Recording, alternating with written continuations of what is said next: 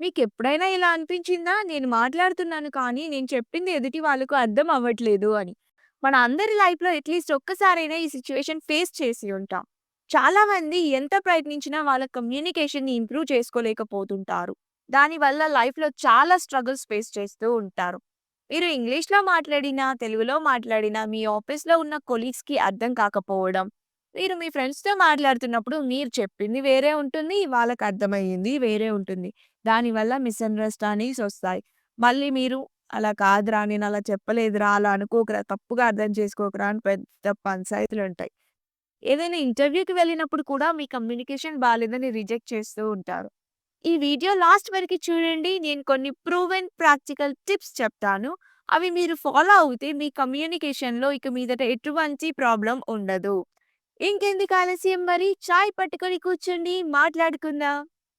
Tip number 1 మనం సరిగ్గా చెప్పినా మన మాట తీరుతో ఎదుటి వాళ్ళు మనల్ని తప్పుగా అర్థం చేసుకోవచ్చు. అప్పుడప్పుడు మన పెద్దవాళ్ళు అంటుంటారు కదా! వీడి మాట తీరే ఇంత అని. నేను ఎగ్జాంపుల్ చెప్తాను చూడండి.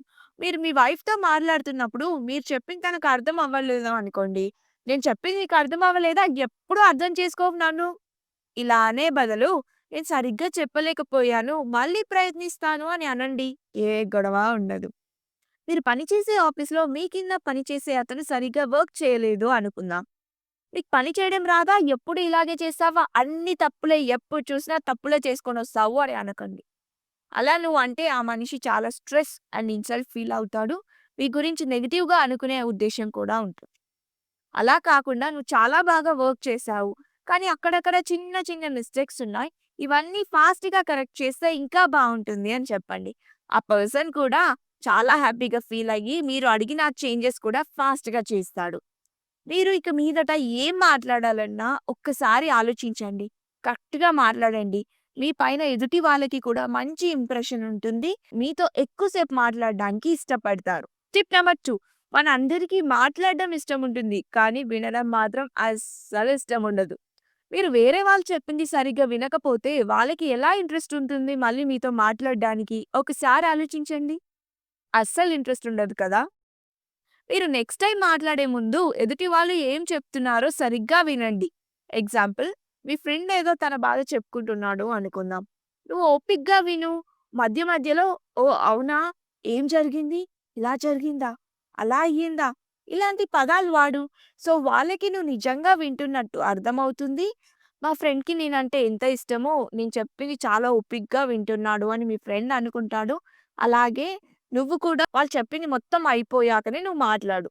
టిప్ నంబర్ 3 మనం కొత్త వాళ్ళతో మాట్లాడాల్సి వచ్చినప్పుడు, నేను ఇలా మాట్లాడితే వాళ్ళేమంటారో, అలా మాట్లాడితే వాళ్ళేమంటారో, ఈ 2 కాకుండా వేరే రకంగా మాట్లాడితే ఎలా ఉంటుంది అని భయపడి, భయపడి లాస్ట్‌కి ఏమీ మాట్లాడరు. భయం వల్ల మీ సెల్ఫ్ కాన్ఫిడెన్స్ అనేది తగ్గిపోతుంది. సో, చిన్నగా స్టార్ట్ చేయండి. షాప్‌కి వెళ్ళినప్పుడు వాళ్ళతో కొంచెం సేపు మాట్లాడండి. ఎగ్జాంపుల్ మీ దగ్గర ఎన్ని బ్రాండ్ సాల్ట్స్ ఉన్నాయి? కాస్ట్ ఎంత? అలా కొంచెం సేపు మాట్లాడి మీకు కావాల్సిన వస్తువు తెచ్చుకోండి. అలాగే కూరగాయల దగ్గరికి వెళ్ళినప్పుడు బేరమాడండి. ఒకవేళ ఆ బేరం సెట్ అయితే మీకు డబ్బులు మిగులుతాయి. లేదంటే మీకు సెల్ఫ్ కాన్ఫిడెన్స్ వస్తుంది. నేను ఒక కొత్త మనిషితో మాట్లాడాను అని. ఇలా చేస్తూ ఉంటే మీరు ఎక్కువ మంది ఉన్నప్పుడు కూడా కంఫర్ట్ అండ్ కాన్ఫిడెన్స్‌తో మాట్లాడగలుగుతారు. టిప్ నంబర్ 4 మీరు మాట్లాడే మాటలు ఒక్కటే సరిపోదండి. బాడీ లాంగ్వేజ్ అన్నది కూడా చాలా ఇంపార్టెంట్. మీరు ఎదుటి వాళ్ళతో మాట్లాడేటప్పుడు కళ్ళలో కళ్ళు పెట్టి చూసి మాట్లాడండి. ఇది కొంచెం కష్టమే అండి. కానీ ట్రై చేస్తూ ఉంటే ఈజీగా అనిపిస్తుంది. అవసరం ఉంది అన్నప్పుడే నవ్వండి. ఊరికే సీరియస్‌గా విలన్‌లాగా మొహం పెట్టుకోకండి. ఆల్వేస్ మీ బాడీని స్ట్రెయిట్‌గా పెట్టండి. వంగినట్టు నడవకండి. ఫేస్‌లో కూడా మీరు మాట్లాడే మాటలకి తగ్గ ఎక్స్‌ప్రెషన్స్ ఇవ్వండి. మీ ఆఫీస్‌లో మీకు దూరంగా ఉన్న వాళ్ళని లంచ్‌కి పిలవాలనుకోండి. "హేయ్! తిందామా? పోదామా లంచ్‌కి" అని అంటారు కదండీ! అలాగే హ్యాండ్‌తో కూడా యాక్షన్ చేస్తూ మాట్లాడండి. ఇలాంటి గెస్చర్స్ కూడా మనకి చాలా ఇంపార్టెంటే. ఇలా ఉంటే మీరు పాజిటివ్ పర్సన్ అండ్ కాన్ఫిడెంట్‌గా ఉన్నట్టు తెలుస్తుంది. ఈ టిప్ కూడా ఇంటర్వ్యూకి చాలా యూజ్ అవుతుంది. టిప్ నంబర్ 5 మనకి ఉన్న కష్టాలు వేరే వాళ్ళకి చెప్పడం ఈజీయే. వాళ్ళు చెప్తూ ఉంటే కూడా మనం వినడం కూడా ఈజీయే. కానీ మీరు అలాంటి వాటికి సొల్యూషన్స్ చెప్తే వాళ్ళు మీకు రెస్పెక్ట్ ఇస్తారు. ఒకవేళ నీకు సొల్యూషన్ అనేది తెలియకపోతే అట్‌లీస్ట్ ట్రై చెయ్యు. నిన్ను గుర్తుపెట్టుకుంటారు. అరే! నాకు కష్టం వచ్చినప్పుడు పలానా వాడు ఓదార్చాడు.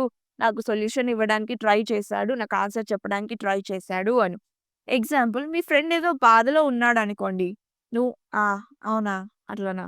సర్లే" ఇలా అనకు. "నాకు అర్థమవుతుందిరా నీ బాధ.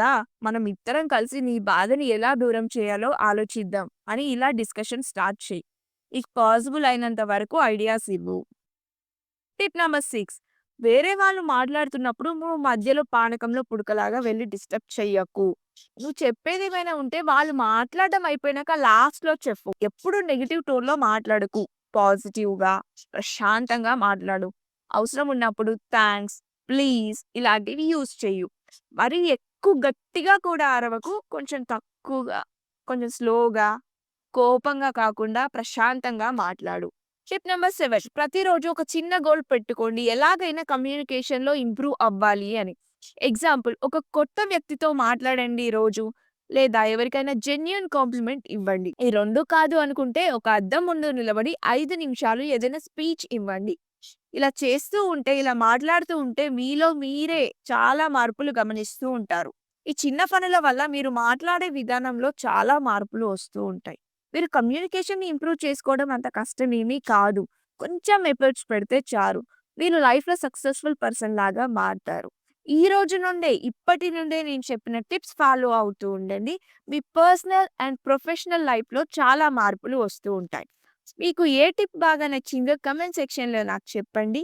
మీ ఫ్రెండ్స్ అండ్ ఫ్యామిలీకి ఎవరికైతే ఈ వీడియో యూజ్ అవుతుంది అనుకుంటారో షేర్ చేయండి. ఇంకా ఇలాంటి మంచి మంచి వీడియోస్ కోసం లైక్ చేసి ఛానెల్‌ని సబ్స్క్రైబ్ చేయడం మాత్రం మర్చిపోకండోయ్! ఎందుకంటే ఇది మన స్వాగ్ జిందగీ.